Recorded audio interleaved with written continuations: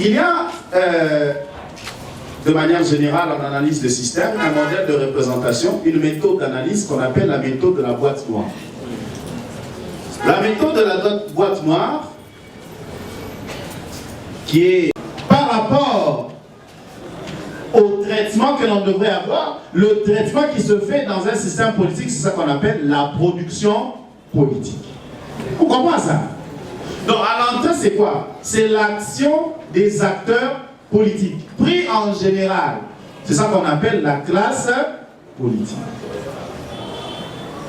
Elle produit quelque chose et en sortie, on a un résultat. Ce résultat, qui le consomme, c'est la société, c'est la cité.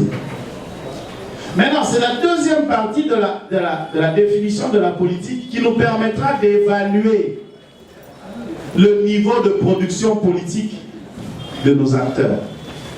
La deuxième partie de la définition de la politique dit quoi? Il doit garantir le bien-être de tous, le bien-être collectif. Est-ce que, je vais poser maintenant une question, on a trois assertions. Vous donnez une réponse et vous argumentez. Nous disons, en entrée, on a les actions de la classe politique, c'est-à-dire la majorité, l'opposition et la société civile, qui agissent à travers quoi? Le système politique. Et l'action du système politique, c'est ça qu'on appelle la production politique. Et la production politique nous donne en sortie un résultat. Ce résultat qui est consommé par qui? Par la population. Est-ce que ce résultat, issu de la production politique congolaise, trois assertions, ce résultat est-il perçu comme étant un résultat excellent? Première assertion. Je dis bien que cela est évalué par quoi? Par la deuxième partie de la définition de la politique, c'est-à-dire le bien-être de tous. Deuxième assertion, est-ce que le résultat en sortie du système politique congolais est moyen ou est-ce qu'il est peu satisfaisant? Combien d'assertions? Je dis bien, nous prenons la classe politique congolaise, on commence depuis l'indépendance. On l'évalue. On a eu des acteurs politiques. Les opposants sont devenus ceux de la majorité aujourd'hui, n'est-ce pas? Ceux de la majorité sont devenus opposants. On commence depuis l'indépendance, les années Lumumba, Mobutu, ainsi de suite. On essaie d'avoir une idée globale. Politique congolaise. La classe politique congolaise, quoi qu'elle soit peu satisfaisante, à condition du monsieur qui nous a donné 0, mais bon, 8%, il y a quand même 8% de quelque chose. 10% de quelque chose. Nous enchaînons pour catégoriser. Nous faisons un diagnostic, n'est-ce pas? Comment dire quelque chose si on n'a pas diagnostiqué la situation? Le modèle entrée-sortie que je vous recommande, qui est le système de la boîte noire, est très recommandé pour analyser toute situation pour laquelle vous n'êtes pas partie prenante. Parce que si vous êtes partie prenante, vous utilisez la méthode qu'on appelle de la boîte blanche. La méthode de la boîte blanche suppose que vous connaissez le contenu, n'est-ce pas? La boîte noire suppose que vous ne connaissez pas. Mais vous savez au moins pourquoi ce système existe. C'est comme lorsqu'on dit système politique, on sait que c'est pour produire la politique. Et pour produire la politique en simple, c'est pour gérer la cité en assurant le bien-être de tous. Voilà pourquoi nous disons que toute la réflexion d'aujourd'hui sera sur les basics, donc les fondamentaux de ce qu'un étudiant en sciences politiques doit connaître. Nous utilisons ces fondamentaux de business national, c'est qu'il y a inversion de valeur. Et là où il y a inversion de valeur, il ne peut y avoir de développement. Est-ce que je me fais comprendre? Je vous comprends, mais j'aimerais aussi maintenir ma position, c'est que la conscience politique, au moins dans chaque famille, s'il y a un politicien, cette conscience-là va faire à ce que nous puissions maintenant travailler pour l'intérêt commun. Cette conscience. Déjà, oui, moi, personnellement, dans ma famille, il n'y avait pas un politicien, vous voyez déjà. Donc, personne s'intéressait à la politique, on pensait que la politique c'est pour une certaine catégorie de personnes. Mais alors que tout le monde a cette conscience politique, on peut maintenant entrer dans la chose publique pour pouvoir apporter notre solution à notre niveau. Moi, je crois que cette conscience politique, c'est un atout pour l'avancement de notre pays. Mon cher ami, comment tu t'appelles? Je dis Robert Riche. Ok, j'ai retenu un riche. Mon ami, nous avons dit que toute la réflexion que nous tenons aujourd'hui tient sur la définition de la politique. Et la deuxième partie de la définition de la politique nous intéresse particulièrement. Est-ce que le fait que la politique intéresse beaucoup de gens au Congo a pour conséquence l'amélioration du bien-être? Poser cette question, si on dit vous poser la question de savoir est-ce que le fait que l'agriculture intéresse tout le monde, ça a un intérêt pour la société? Absolument. Absolument. Si tout le monde s'intéresse à l'agriculture, vous avez anticipé ce que nous allons dire, ça doit avoir un intérêt sur le fait de la réduction de la faim. N'est-ce pas? En prenant votre exemple, s'il vous plaît, en prenant votre exemple sur l'agriculture, si beaucoup de gens s'intéressent à l'agriculture, la conséquence que l'on peut voir, c'est la réduction de la faim. Alors nous voulons savoir, dans notre pays, par le fait que beaucoup de gens s'intéressent à la politique, étant donné la définition de la politique dans la deuxième phase, est-ce que nous voyons une amélioration du bien-être de la population? Vous comprenez un peu? C'est là notre préoccupation. C'est pour dire, si c'est non, ça signifie qu'il y a inversion de valeur. Et s'il y a inversion de valeur, l'inversion de valeur arrive avec la défaillance d'un système. Et le système défaillant ici, c'est le système économique. Est-ce que vous comprenez? Il y a défaillance du système économique qui entraîne par instinct de survie, n'est-ce pas, d'aller vers le système en vogue pour essayer de se retrouver. N'est-ce pas? Oui. Est-ce que les gens viennent en politique? On est nombreux, parce que je suis concerné, vous êtes concernés, il y a beaucoup de militants des partis politiques ici. Est-ce que ça me fait comprendre? Je dis ceci. Pourquoi il y a beaucoup de gens en politique, en République démocratique du Congo? Parce qu'on manque à faire. Parce qu'il n'y a pas de boulot. Parce qu'on doit se rechercher.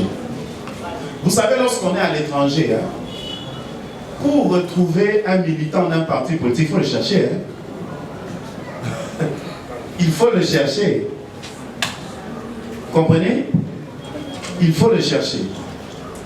Les partis américains tels que les partis démocrates ou républicains, avec 250 millions de la population, il n'y en a même pas un qui fait 1 million de partisans. Il y a des gens qui ont des cartes.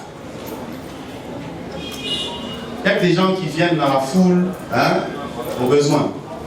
Parce que les gens sont comment? Occupés. On se fait comprendre. Les gens sont comment? Occupés.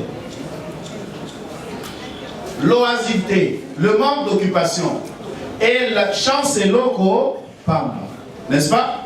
On a vu quelqu'un qui du jour au lendemain est devenu ministre, sa vie a comment? A changé. Comment sa vie a changé? Par la politique. Moi aussi, il faut que je fasse la politique. Mais est-ce que la politique est un business? Est-ce que la politique est un business? Non. Est-ce que ça me fait comprendre? Deuxième personne. S'il vous plaît. Et il faut quand même qu'il y ait un point fort, s'il vous plaît.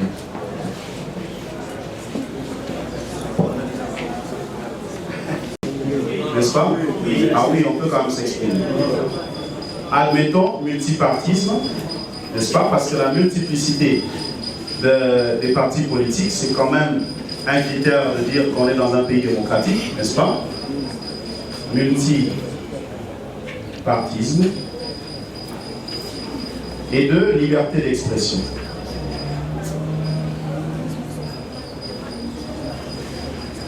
Les gens peuvent quand même s'exprimer. Y a-t-il encore un autre point fort de notre classe politique? Mais au fond, parce que dans ce que les gens ont dit en premier parlant du modèle de représentation, je vais les citer pour aller un peu vite. Clivage politique, beaucoup de clivage, beaucoup de division.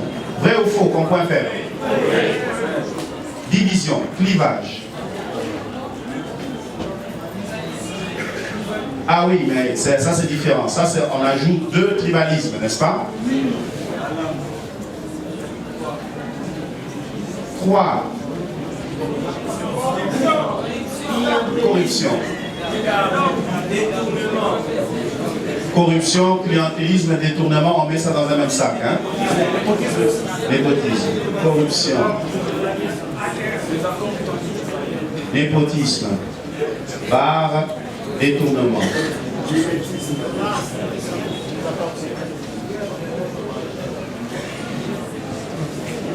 Quatre. On a intérêt personnel, j'ai retenu. Quelqu'un a dit ça aussi. Hein?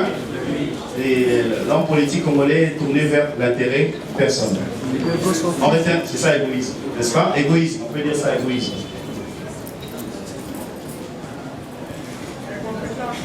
Incompétence.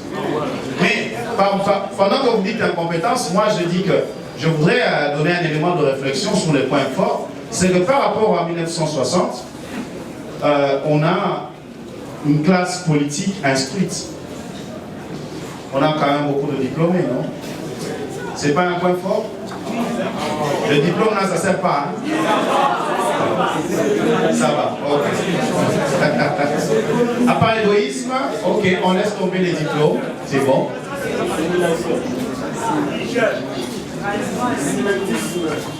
Mimétisme. Il mime quoi? Il mime quoi? Ok, mimétisme. Oui. Moi, j'ai toujours eu un problème avec cette constitution calquée sur la Belgique et la France. Mon Dieu, c'est une catastrophe. Mimétisme. Copier-coller. Merci, nous nous limitons là. Nous retenons dans le diagnostic de la classe politique congolaise, on a retenu comme point fort multipartisme. Il y a quand même cette liberté de se rassembler. On a aussi la liberté d'expression, qui sont des points forts. Absolument. Ah, papa. Les gens quand même parlent. Vous refusez? Ah. Non. Les gens parlent quand même, ça va. Les gens parlent quand même. C'est pas dire partiel. Même à l'époque de Kabila, les gens parlent. Point faible, division, clivage politique. 1, 2, tribalisme. 3, corruption, népotisme, détournement. 4, égoïsme. 5, mimétisme. Alors il se pose une question. C'est ça, n'est-ce pas? Point fort et point faible. Les points faibles, il y en a beaucoup plus. Et je pense que si on continue la discussion ici, les points faibles, on arrive quand même à 15 ou à 20. Hein? La question c'est que faire? La question c'est quoi? Que faire? La situation est comme telle.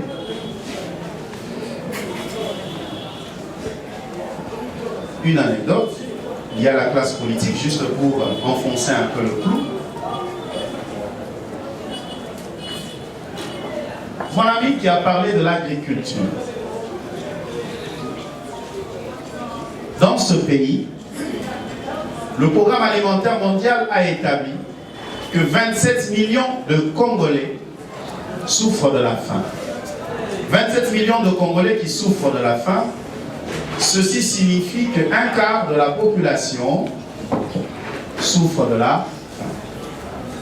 Ce problème social devient du coup un problème politique. Vrai ou faux? Parce que ce qui dirige la cité, plus qu'un quart, n'est-ce pas? Plus qu'un quart. Plus qu'un quart tendant vers un tiers.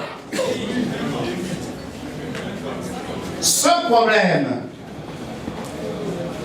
devrait être le problème politique par excellence. Vrai ou faux? Oui. Mais pendant plus de 20 ans, dans ce pays, le gouvernement a voté budget agriculture 2%.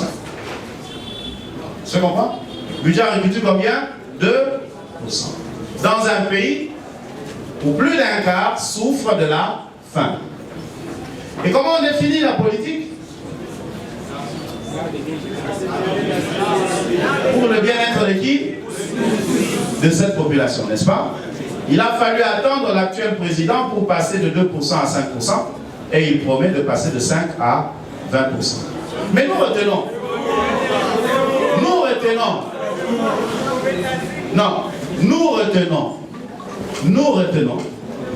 que le problème de la faim reste le problème fondamental de la population que la classe politique n'a pas encore pris à bras le corps. Vrai ou faux?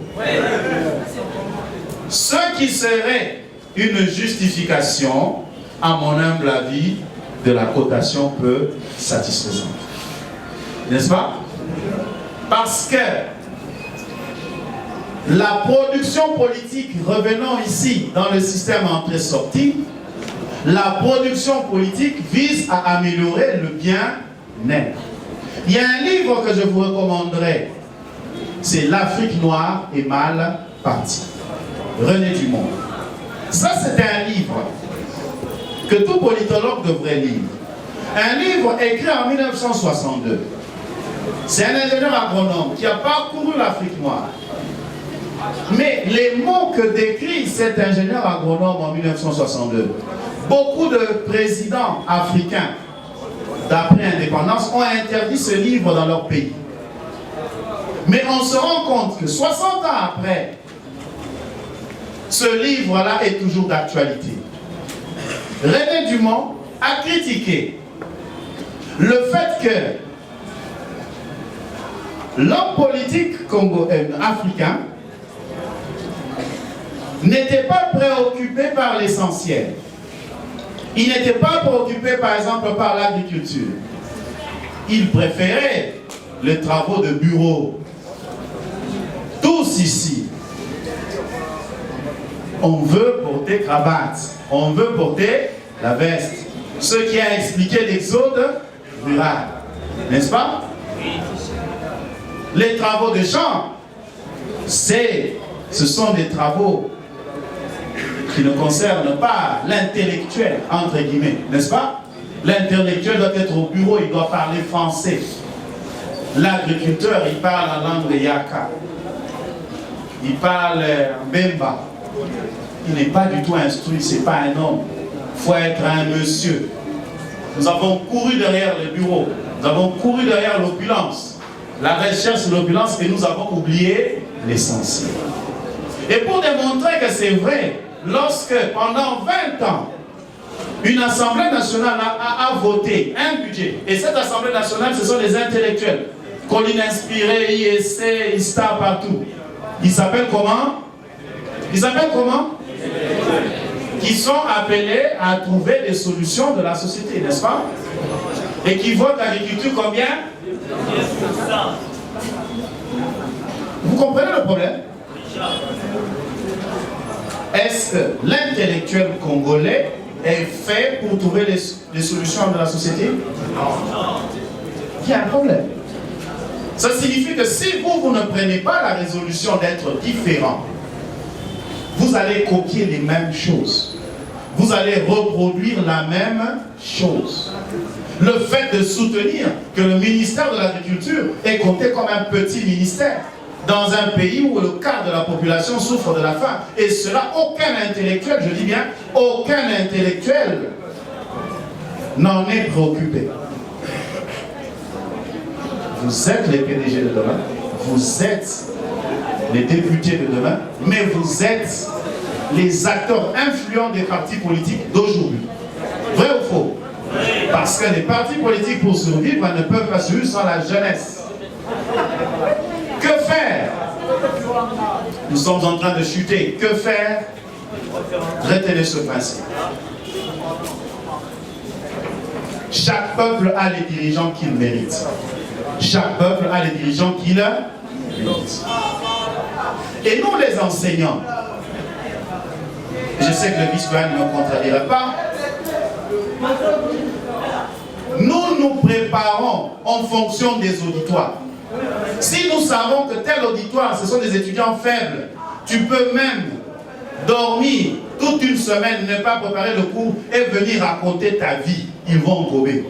Vrai ou faux? Mais si vous savez que cet auditoire-là sont des chrétiens de Béret, les chrétiens de Béret, vous connaissez, ils sondaient les Écritures. Ils suivent. Lorsque vous parlez du contrat social, peut-être que je vais en parler ici, ils ont déjà lu. Ils connaissent. Ils vous scrutent. Eh bien, vous tournez votre langue 7 fois. On se fait comprendre. C'est la même chose qu'en politique. Ce qui nous arrive, c'est parce que nous sommes peu exigeants de nos dirigeants. À la fois ceux de la majorité que ceux de l'opposition. Je veux revenir sur ce qui m'avait révolté à mes 11 ans. Que l'homme blanc, à cause des conditions difficiles, l'a amené à travailler plus. Mais nous acceptons, nous allons encore accepter de porter simplement des polos pour des gens, même humainement, vous savez, qui ne comprennent rien. Il ne comprend, hein? Il ne sait. Toi-même, tu sais, leader, on a mis au pénal.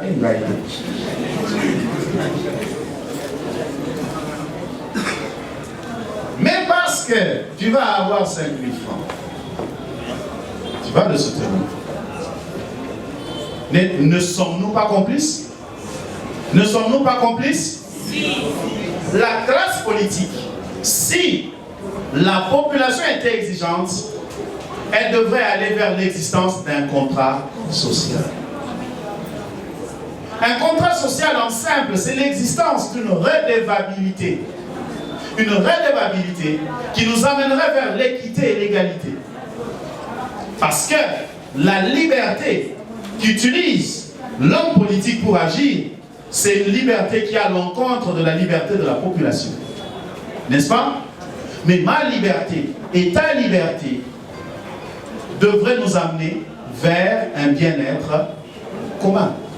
Mais lorsque toi tu décides de faire de nous des marchepieds, tu utilises ta liberté à toi de décider de faire de nous des marchepieds. Mais cela ne pourrait pas arriver si nous aussi nous utilisions notre liberté pour ne pas accepter que toi tu fasses de nous des marchepieds. Si vous comprenez? Ceci dit, qu'aussi longtemps que la population, les militants, ne prendront pas conscience de la nécessité de pouvoir élever leur niveau, de pouvoir réellement ne pas accepter n'importe quoi, le tout va continuer. C'est ainsi que je vais faire. Distingués invités, camarades étudiantes, camarades étudiants, nous voici à la fin de notre journée d'échange, ou matinée d'échange, qui a porté sur un réarmement moral, sur le patriotisme et le relèvement étatique. Bien avant tout, permettez-moi de placer un mot.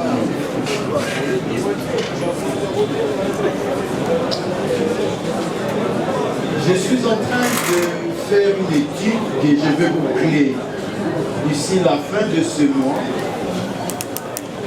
relative, retenez très bien, aux ratés et aux différents échecs que nous avons connus dans ce pays. Laissez-moi vous dire ce matin et je vous remercie.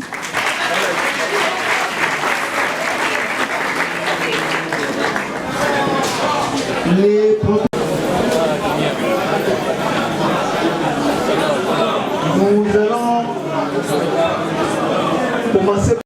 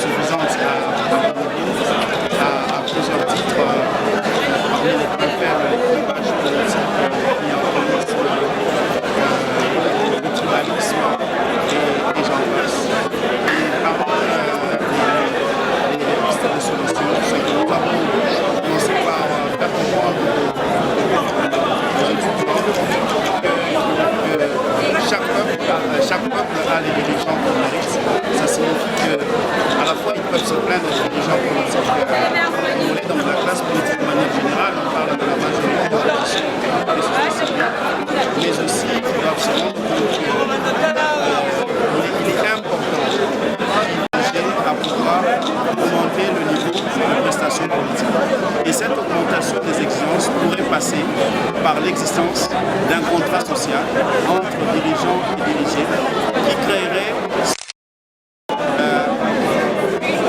le pouvoir de redevabilité en effet. Mais aussi, nous avons constaté que pour forcer les opérateurs